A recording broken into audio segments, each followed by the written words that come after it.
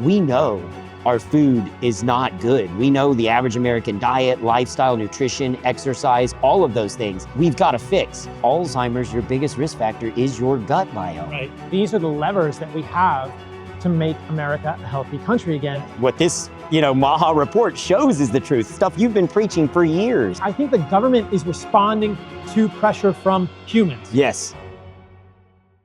Brigham, good to see you, brother. We're back again. Thanks for coming on again. We are in the White House. Somehow they let me in here. Yeah, dude. A little bit. And you and I both said we had to go get suits just to be here. I know. I'm not used to being in this suit. Before we started this, I literally walked across this room in the Eisenhower Executive Building with that American flag. And Mark Hyman goes, I don't think you're allowed to do that. I was like just making this informal podcast studio. What have you been doing in DC? Oh, I texted you the other day and you were like, oh, I'm in DC. You're talking to legislators, senators, congressmen. What are you doing? It's been crazy. As much as we talk about change, and people fought for RFK and for this MAHA movement. And man, I've never seen anything like it. I'll just say it. Like I reached out to Bobby's team. I asked them for some help on trying to meet with the FDA to drive the change that we've been preaching for so long. Like you've been carrying the torch, leading the charge on food and diet and lifestyle and how that is leading to the chronic disease that is being perpetuated across the country. And my talk track's been more about big pharma, big corruption, their control over the FDA. And so early in the game, I've already had opportunities now to meet with the FDA multiple times to be able to discuss, future treatment modalities like peptides, using artificial intelligence, AI and large language models to drive health span, meeting about, a lot of the corporate capture of molecules and peptides and things that they're trying to suppress from the marketplace. So it's been a fun, wild ride. So what are you finding when you go to these senatorial or congressmen and women offices and you're talking to them and you're meeting with the FDA? How aware are these governmental agencies of this industry capture? Yeah. I mean, what's the sentiment? It's funny because when you meet with the DOD or the VA or bodies outside the FDA, so the Department of Defense or the Veterans Administration, they immediately go, oh yeah, the FDA has been captured for years. We're excited that Bobby's going to clean it up. And so I do believe that change is coming, but change also takes time, right? And so my meetings with the FDA has been honestly very friendly. Like they've taken notes, they've done a lot of listening, less talking, a lot of listening, a lot of note taking. And we'll see in the months to come, over the next 6 months to a year, what change can we drive. But the beauty is, Secretary Kennedy's gone on the record in the public eye, on his own X account, where he said the war on peptides and stem cells are over. Raw milk. I even think he said raw milk in that tweet. So there's so many hopeful changes coming for our system. You've been really close to this. You really believe that there was a war on stem cells and peptides that was a coordinated effort by the 100%. Pharmaceutical industry. I 100% believe that. And I why believe would that be? Well, even my meeting with the FDA, when you ask the FDA, their answer on a lot of the questions is, with AI even, we talk about bad data in equals bad decisions out, right? And so you have to build a moat around the technology to be able to make sure that the inputs are valid, reliable, with integrity inputs. Because if not, bad data in equals bad outcomes out. And I think historically the FDA has had its ear bent by big pharma and these big medical conglomerates that fund so much of what they do, that it's been hard for them to make educated decisions because they're almost operating in a vacuum. So the example I give is the peptides. One of the reasons I think that happened with the peptides is, look at what didn't get on the banned list. What didn't go on the banned list were all of the molecules that were being profiteered by the big pharmaceutical institutes. So GLP-1 agonists. Got it. And what else? GLP-1, insulin is a peptide, right? And a lot of it is confusion. Like one of the folks at the FDA told me there's no clinical use for peptides. And I explained to them, you realize insulin's a peptide. You realize these GLP-1s are peptides. Peptides are short chain amino acids that have been here since the dawn of time. This isn't a drug, this is nature. And we're just synthesizing an element of nature to allow people, like everything that's in this MAHA report. Like we know our food is not good. We know the average American diet, lifestyle, nutrition, exercise, all of those things we've got to fix. But in the meantime, to me, peptides and some of these more like biohacker things, people call them, are life rafts that allow people who maybe can't get that, ultra clean, grass-fed steak to have something in their tool belt to try and help prevent chronic disease. So why would the pharmaceutical industry want to subvert the use of some peptides? Like BPC. Dude, that's a great one. BPC, how disruptive is it to an entire industry? You're talking about people going on BPC are less inflamed, less chronically in need of anti-inflammatories, of pain meds, less likely to have surgery, less likely to go in and get cut on for that, partial tear or whatever the injury is, because we can manage that. And then you go into the gut health portion, which I know you've talked a ton about too. It's like there's a huge benefit to bringing down that inflammation in the gut and a cascade effect that happens after that. How deep does it go? We know now that Alzheimer's, your biggest risk factor is your gut biome, right? And where does this all lead?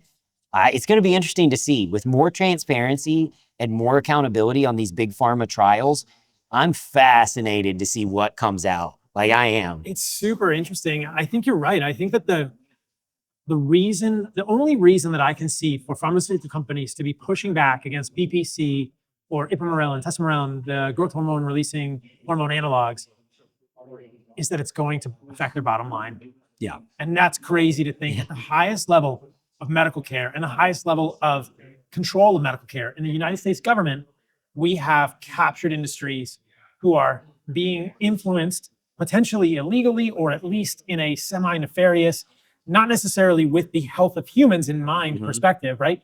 Only thing these pharmaceutical companies, or the main thing these pharmaceutical companies care about, is their bottom line. Their business is, we live in a capitalist society. You have an imperative to your shareholders to generate money. And if you see a competitive product coming in like BPC or another peptide that affects growth hormone, and that's going to affect surgery rates, pain prescriptions, gut health, and the health of humans, and I don't see another explanation. Why would you push against these things? We've seen the pattern before. And there's another real world example right now, the GLP-1s, which you and I talked about when we did the podcast. I'm not saying it's good or bad. My lens on it is it's a tool in the tool belt. When the tool's utilized appropriately and in the right patient population, it can be a tremendous asset, especially in chronically ill, diabetic, morbidly obese people. Those people aren't getting that drug because they can't get that drug, because that drug's been on a backlogs list for over 2 years. So right now we're talking about Ozempic and Wegovy and things like this. And it's all been on a backlog. And the FDA, the week before Bobby took power, the FDA let the exemption expire. And that exemption has undercut accessibility of that compound, forcing people back to big pharma. And the problem with that is $1,300 a month for a medication that could be mailed to your doorstep for a couple $100 max. And if it's compounded. So there was an exemption for compounding for the GLP-1s. Correct. That the FDA let expire before Bobby took office. And the under the guise that the backlog had been fixed. And so has it? No. And this was my meeting with the FDA, and thanks to Secretary Kennedy and Stephanie, his chief of staff, I had the opportunity to sit down and just explain. Eli Lilly, in their meetings with you, have now gone under oath in the state of Texas in a lawsuit where they admit the data they provided the FDA had no backing. It had no merit. They have never been able to fulfill the backlog. And to this day, they can't. So why would you fight against allowing accessibility and cost-effective care?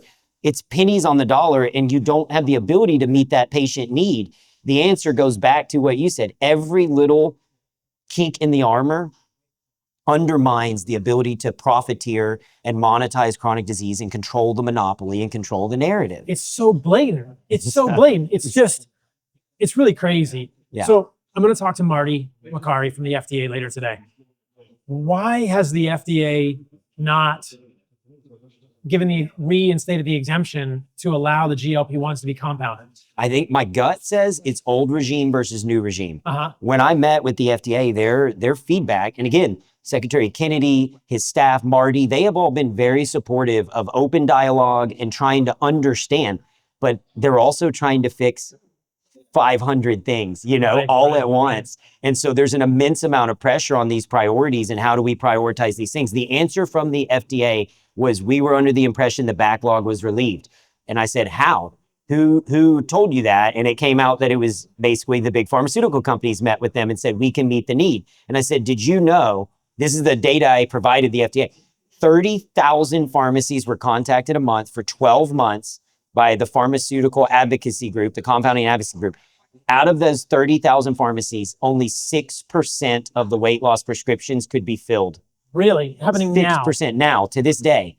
It's not fixed. And I use that, forget the GLP-1s. I just want to use it as an example, a tip of the spear to show if we're doing it on this compound, what are we doing on all these others? And if they can prevent peptides like BPC from ever getting to market and ever being compounded, there's a tremendous amount of value for big pharma in obstructing and preventing. And that's the same thing we've seen with stem cells. Right. And that's the other part of the conversation, because you've been talking to congressmen and women and senators about the stem cells also. Yes. What's the sentiment around, is the United States Congress in favor of stem cells? Are they aware? The meetings have been phenomenal, and that's what's so tough. Everyone's like, oh, absolutely. It's a no-brainer. How many of the senators use stem cells? Are any of these? A lot. And that's like, Tulsi's become a good friend, and Tulsi Gabbard's a huge proponent. Then also RFK, Bobby, is a huge proponent and has experienced firsthand the benefits. And then tons of our men and women, especially our special forces operators, they have like exemptions and special programs they can enter into. And that's one of the things we've been discussing with the DOD is, can we build out a protocol to give accessibility to our men and women in uniform to these treatment modalities as we begin to try and build out and refine and reform, I guess, the FDA guidelines on some of these more regenerative cutting edge treatments. And this report's very optimistic, because if you look in the MAHA report itself, future forward, they're talking about empowering Americans with healthier food, which is what you've been talking about, transforming health system and sick care model to preventative, which is what I've been talking about, and then leveraging AI and technology, which is, we deep dove into that on the podcast I did with you last time. These are the things we need to do. I think these are the levers that we have to make America a healthy country again. Yes. And it seems to me that the pharmaceutical industry has been obstructing these things. I mean, 100%. You've been on Rogan a bunch of times, and you've talked to Joe about this, and I know you've talked to Tucker about this too, but it just seems like there's rampant corruption happening here, and no one is really calling it out. And now we're at the government. We have to hold the pharmaceutical companies accountable. I'm not saying that people in the pharmaceutical companies are bad humans. I think the structure and the ethos and the imperatives are bad. Yeah, it's what you said earlier. If show me the incentives, I'll show you the outcomes. And what you said earlier is, if I have a fiduciary duty as a CEO to maximize revenue and quarterly earnings, that's my mission statement. You can put whatever fancy mission statement you want out there, but if your top priority isn't healing human lives and saving and driving health span, then you're going to trade human capital for profits. Like, that's just the model, unfortunately. And your voice, like, thank God for podcasts like yours, for podcasts like Rogan, and all of these folks that are ringing the bell and have been for years. Well, thank you for the work you're doing too, because you're doing this work on Capitol Hill. You're beating the drum with these folks to get this policy change done. Your compounding pharmacy and your voice also. I mean, you are on the front lines. You are the tip of the spear, Brigham. So thank you for that too.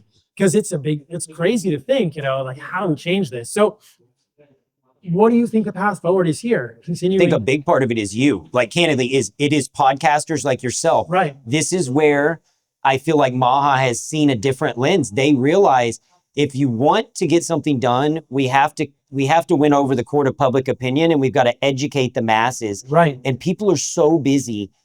You've got to do it in an informative and fun way, like you've been doing with your podcast, and give people line of sight into the why. And it's so complicated.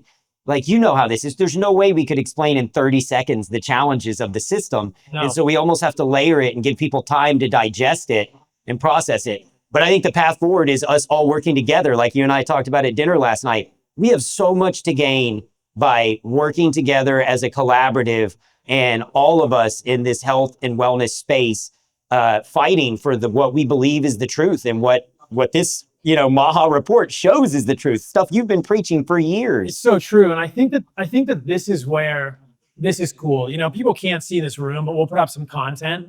Like, we're in a room right now. Mark Hyman's behind us. Courtney Swan's over there. Alex Clark, Will Cole.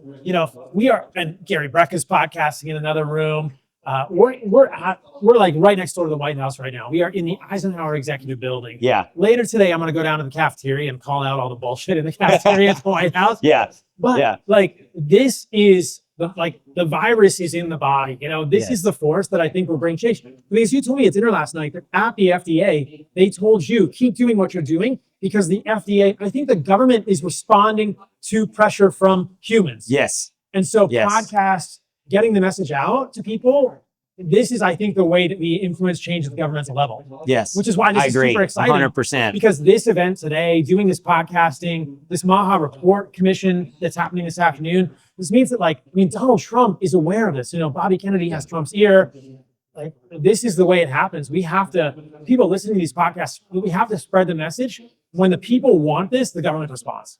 100%. That's the only way it's going to happen. And a lot of it is just people getting educated and up to speed. They don't understand. They know they're tired, they're busy, they're working their asses off, but they're putting on weight every year. Their inflammation's through the roof.